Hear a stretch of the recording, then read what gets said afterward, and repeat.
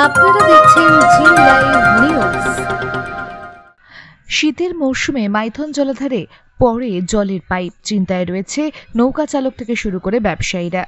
শীতের মৌসুমে মাইথন জলাধারে পিকনিক করতে আসে দূর দূরান্ত থেকে বহু পর্যটকরা। রাজ্যের কলকাতা, আসানসোল, দুর্গাপুর সহ বিভিন্ন প্রান্তের মানুষ তো আসে পার্শ্ববর্তী রাজ্য ঝাড়খণ্ড থেকে পর্যটকরা শীতের মৌসুমে সবুজ মনোরম পরিবেশে পিকনিক করতে আসে। সাথে মা কল্যাণেশ্বরী মন্দির দর্শন থেকে মাইথন জলাধার ও নৌকা বিহার। ডিসেম্বর ও জানুয়ারি মাসে এই মাইথন জলাধারে পর্যটকদের ভিড় লক্ষ্য করা যায়। আর এই সিজনের দিকে তাকিয়ে থাকে এলাকার নৌকা চালক থেকে ব্যবসায়ীরা, কারণ পর্যটকদের ভিড় হলে পর্যটকরা নৌকা বিহার করলে তাদের অর্থ উপার্জন করে রুটি রুচি চলে। মাইথন জলাধার থেকে জল প্রকল্পের কাজ চালু হয়েছে, সেই জলের পাইপ রাস্তার ধারে রাখা হয়েছে। তার ফলে পিকনিকের সিজনে পর্যটকদের ভিড় হলে যানবাহন পার্কিং করতে অসুবিধা হবে বলে মনে করছেন নৌকা চালক থেকে স্থানীয় ব্যবসায়ীরা, কারণ বেশিরভাগ যে জায়গায় পাইপগুলো জমা করে রাখা হয়েছে সেই জায়গাগুলোতে যানবাহন পার্কিং করা হয়ে থাকে পিকনিকের সিজনে।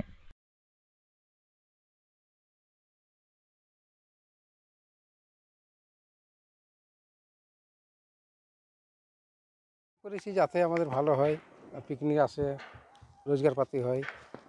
সারা বছর আশা করছি ভালোই আসবে। এবছর ড্যামে জল ভালো আছে আর লোকজনের কোনো অসুবিধা নাই। এখন কোনো লকডাউন ফকডাউনের দিক থেকে এইদিকে কোনো সরকারি থেকে কোনো অসুবিধা। সেট যদি হয়ে যায়, রোদ জল ফল হয়ে গেলে ওরা থাকতে পারে না। তারপর কিছু যদি পয়সা যদি সরকার থেকে দেয়, যেখানে ঘুরতে যায় ওই আনন্দ দ্বীপটাই, ওখানে একটু বসার জায়গা হয় তো ভালো হয়। এই কাঁচপালা পাথর এগুলো থাকে যায় না, ওইগুলো দিক দিয়ে হয়ে গেলে ভালো হতো। এখানটায় আমাদের অসুবিধা করা যাবে না, যেহেতু সরকারের কাজ। এটা সরকারি জলের জন্য নিয়ে যাচ্ছে, 1-2 বছরের জন্য আমরা কষ্ট করে চালাবো। কিন্তু রাস্তার উপরেও তো কোনো পাইপ রাখা আছে। আমাদের যে কল্যাণ সেতু যে রাস্তাটা আসছে ওইখানটায় অসুবিধা, রাস্তার পাশাপাশি রাখা আছে, ওইগুলো একটু সাইড করার দরকার ছিল। তাহলে তো হাসান স্যার, আমরা বলছি প্রতি বছরের মতনই এই বছরে আমরা এই যে শীতকাল যেভাবে আসছে, আমাদের এইবারে ট্যুরিস্ট যেভাবে আগমন হবে, তার জন্য আমরা নৌকোগুলো যেগুলো দেখছি কিছু ভাঙা ফুটো হয়ে গেছে, কিছু রিপেয়ারিং দরকার হয়, সেই রিপেয়ারিং আমরা এখন থেকে আরম্ভ করে দিয়েছি। এক সপ্তাহের মধ্যে এই মাস্টার আমরা সব কমপ্লিট করে দেবো রংচং করে ট্যুরিস্ট আসার জন্যে। পিকনিক এই ডিসেম্বর থেকে শুরু হয়ে যায়, ডিসেম্বর থেকে মোটামুটি 2 মাস থাকবে, ডিসেম্বর জানুয়ারি। তো তার জন্য আমাদেরকে মানে সব ব্যবস্থা আগে থেকেই প্রস্তুত নিতে হবে। নৌকো কোনো রকম যদি খারাপ থাকে সেটাকে ভালোভাবে মেরামত করার জন্য, আর সাথে সাথে আমরা রং চং করে একটু যাতে ভালো আকর্ষণ হয় সেটাই আমরা করে দিতে চাইছি। আর তার সাথে লাইফ জ্যাকেট এগুলা সব আমাদের রেডি থাকবে। জেনে দিকে আমাদের মানে সারা বছর তো এখানে থাকা হয়, কিন্তু সেরকম তো রোজগার হয় না। এই ট্যুরিস্টের উপরে আমাদের নৌকোওয়ালা সব নির্ভর করে। লোক তো আমাদের যে আছে আমাদের পশ্চিমবাংলার পুরো পশ্চিমবাংলা থেকে আসে, তারপরে আশেপাশে যে আমাদের ঝাড়খণ্ড আছে, বিহার আছে, এই সব সকল জায়গা থেকে আসে। গাড়ি তো ডেভেলপের কথা বলছে কি আগে বছর মানে যে আমরা 10 বছর আগে যেটা আমরা দেখে গেছি সেই অবস্থায় এখন আছে। আস্তে আস্তে কিছু ডেভেলপমেন্ট হবে তবে না লোকের মানে একটু আসার এইটা থাকবে। পিকনিক যারা বাস নিয়ে আসবে তাদের তো খুবই কষ্ট হবে, আর আমাদের ভিড় হয়ে যায় 1 জানুয়ারি 25 ডিসেম্বর, তখন তো জায়গা থাকবে না। তো আমাদের প্রশাসন কাছে থেকে আমাদের অনুরোধ কি এই পাইপগুলো যেমন একটু সরিয়ে দিলে যে একটা সাইড থাকবে তা আমাদের স্পটে, তবে ওই পিকনিক জায়গাগুলো পাওয়া যাবে আর পিকনিক হবে। সেখানে থাকলে পার্কিংয়ের আমাদের গাড়ি যেভাবে রাখা হয় সে রাখা হবে না, জাম হবে, নিয়ে আবার লোকজন এদিকে ঢুকতে পারবে না।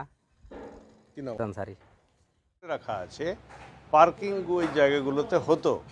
এখন এই পাইপগুলোকে অন্যত্র সরিয়ে ওই জায়গাগুলো খালি করা যাবে কি না, এটা আলোচনার বিষয়বস্তু আছে। বিডিও সাহেব আছেন, আমাদের মাননীয় এমএলএ সাহেব আছেন এবং পিএইচই ডিপার্টমেন্ট এটা নিয়ে কথা চলছে।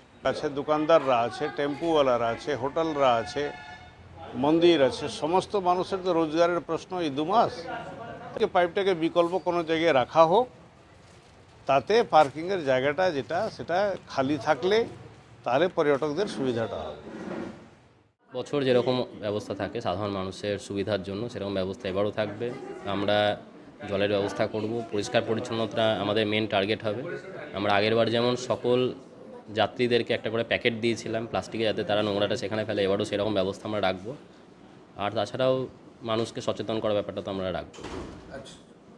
আমরা ডিসিশন নিইনি, পঞ্চায়েত সমিতির তরফ থেকে কবে মিটিং ডাকা হবে, যে মিটিংয়ে সমস্ত স্টেক হোল্ডারদের আমরা ডাকবো এবং আলোচনা করব এবং সবার সহমতি অনুযায়ী আমরা সব ব্যবস্থা ওখানে যে নোংরা হয় বা আনুষঙ্গিক যা হয় সেগুলোকে মেনটেন করার জন্য আমাদের কাউকে নিযুক্ত করা দরকার। সেই জন্য আমরা টেন্ডারের মাধ্যমে হচ্ছে, সেটাতে অনেক মানুষ বেনিফিটেড হবে, সুতরাং সেটা আমাদের নেসেসিটি।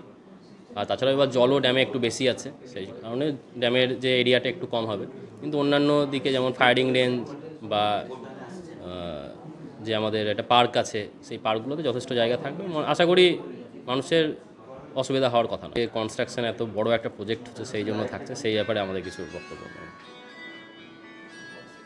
ব্যুরো রিপোর্ট, জি লাইভ নিউজ।